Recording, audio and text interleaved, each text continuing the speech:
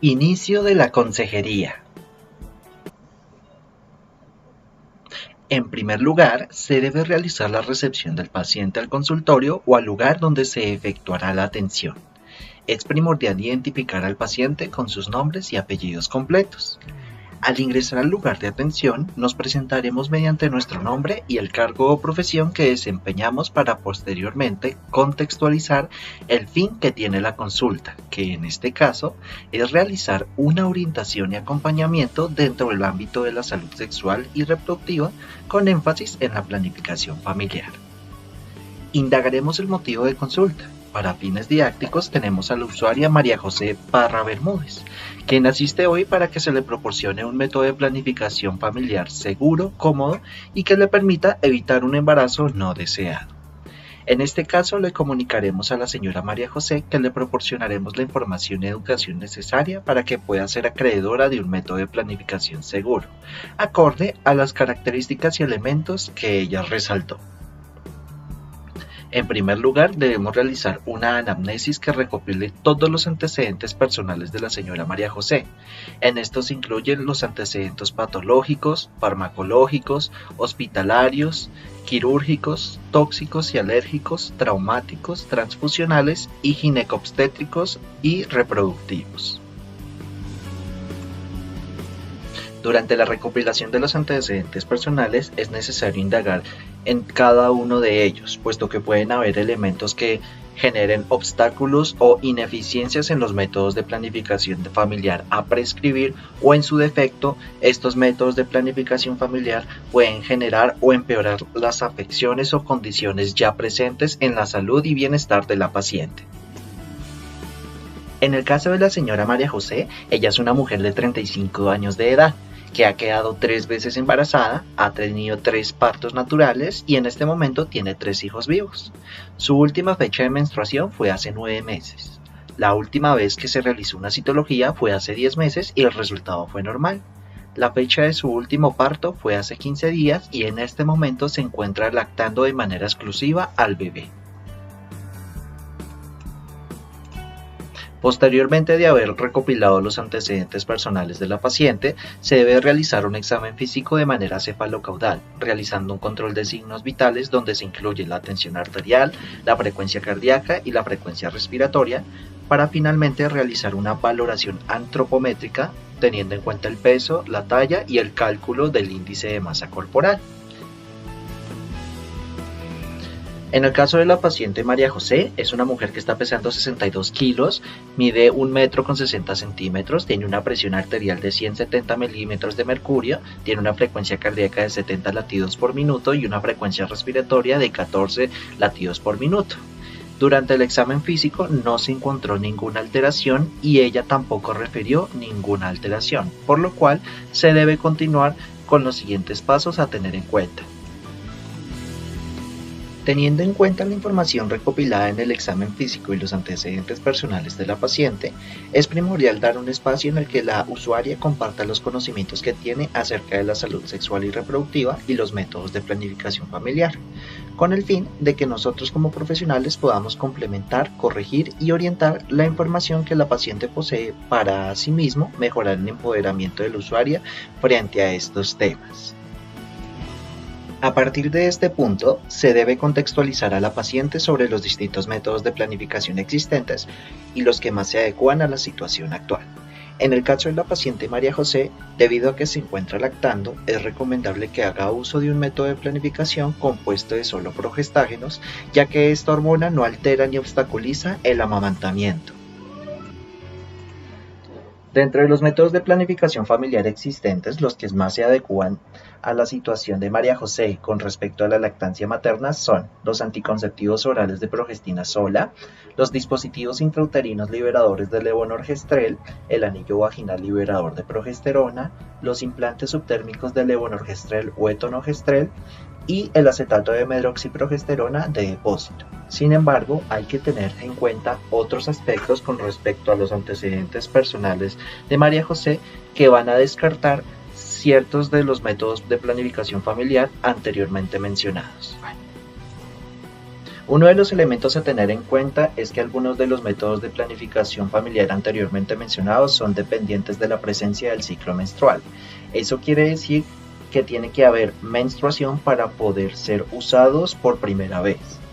En este caso, los métodos de planificación familiar que son descartados son los anticonceptivos orales de progestina sola, los dispositivos intrauterinos, el anillo vaginal liberador de progesterona y el acetato de medroxiprogesterona de depósito.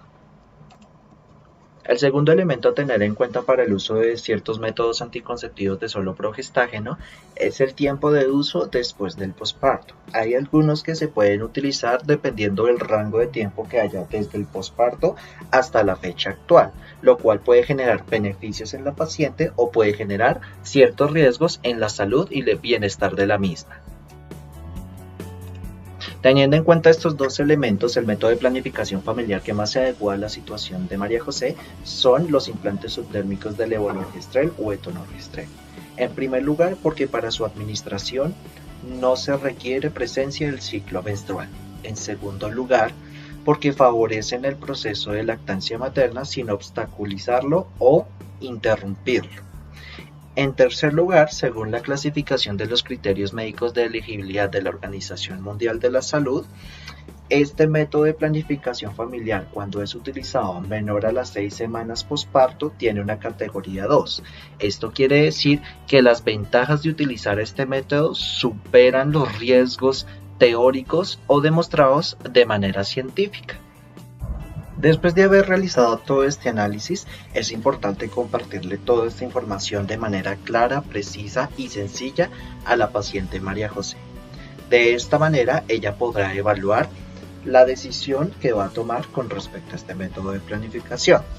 En tal caso de que ella acepte este método de planificación, es importante explicarle de manera explícita cómo funciona este método.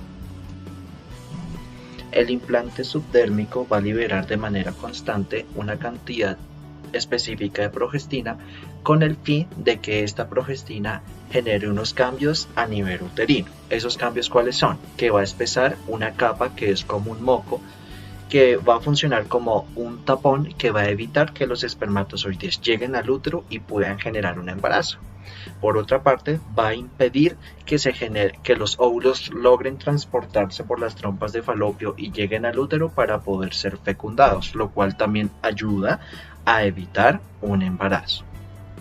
Las ventajas de este método es que la administración o el uso de este método es a largo plazo porque puede durar de 3 a 5 años. El método es reversible y obviamente elimina los problemas del incumplimiento, es decir, que de pronto se te olvide utilizar el método o que se te olvide reclamarlo, etcétera, etcétera. Por otra parte, sí tiene algunas desventajas, que en primer lugar, para su uso necesitas apoyo del personal porque esto es un procedimiento, digamos que denominado como pequeña cirugía, porque se hace una intervención en la piel para ponerlo en el brazo no dominante. En segundo lugar, pues puede generar ciertos trastornos en el ciclo menstrual, entonces eso puede de alguna u otra manera sorprenderte, puede cambiar la percepción que tengas del método y finalmente puede generar un posible aumento del peso, por lo cual hay que tener en cuenta esos factores al momento de utilizarlo. Bueno. Por otra parte, hay que informar a la paciente sobre los posibles efectos adversos o efectos colaterales que se pueden generar a partir del uso de este método. Esos efectos adversos pueden ser alteración del ciclo menstrual, dolores de cabeza, dolor abdominal, acné, cambios de peso, mastalgia, mareos, cambios de humor o náuseas. Es importante informarle a la paciente sobre estos efectos con el fin de que ella de manera radical no vaya a interrumpir el uso del método o en su defecto asista a los servicios de urgencias al sentir estos síntomas, puesto que se le está informando que son efectos adversos que normalmente se presentan al utilizar este método. A su vez, hay que informarle a la paciente que a pesar de que este método de planificación familiar la va a proteger contra un embarazo no deseado, no significa que la vaya a proteger contra infecciones de transmisión sexual, por lo cual hay que ofrecer otros métodos de planificación alternativos que la permitan proteger contra estas enfermedades, como son el condón masculino y el condón femenino. Toca dar énfasis en el modo de uso para que la información quede clara y haya menos riesgo de que la paciente pueda contraer una ITS. Finalmente, hay que informarle a la paciente los próximos controles a tener con respecto a los métodos de planificación familiar, teniendo en cuenta que el implante subdérmico no se administra el primer día que se solicita. Es importante informarle a la paciente que tiene que seguir asistiendo a los controles ya programados. Además, se le debe recordar que en caso de que vaya a mantener relaciones sexuales, es importante que utilice el condón masculino o femenino de manera tal de que evite un embarazo y se pueda proteger contra una infección de transmisión sexual.